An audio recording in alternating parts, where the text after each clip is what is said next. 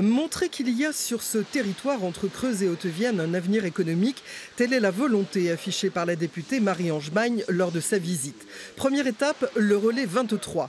L'entreprise de collecte et de valorisation de vieux vêtements s'est installée dans ce bâtiment en 2017. Une quinzaine d'employés y traitent la collecte effectuée sur 8 départements, Limousin et limitrophes.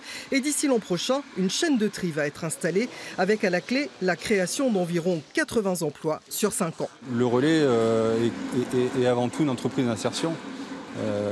Donc on propose effectivement des contrats sur 24 mois à des personnes qui sont éloignées du marché de l'emploi, qui ont connu des difficultés, qui n'arrivent pas à retrouver des emplois dans les entreprises classiques.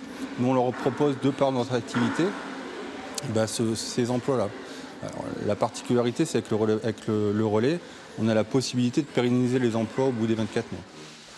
Marie-Ange Magne et son collègue de la Creuse, Jean-Baptiste Moreau, se sont également rendus chez Gamac, où leur a été présenté le Data Center, le centre hébergeur de données qui doit voir le jour en 2019.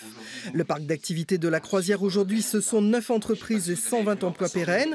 Une zone dynamique donc, mais qui, du fait de la loi NOTRe organisant le territoire, a perdu les dotations des départements. Ce que je regrette un peu, c'est que la loi n'oblige pas, par exemple, les régions de prendre le relais, de prendre la place des départements au sein de notre structure.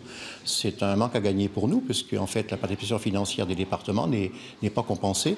Ce sont donc les communautés de communes qui sont obligées, effectivement, de pallier à ce manque financier. Pour poursuivre son développement et attirer de nouvelles entreprises, le parc d'activité de la Croisière aura d'ici l'été prochain un accès direct à l'autoroute A20 et à la nationale 145.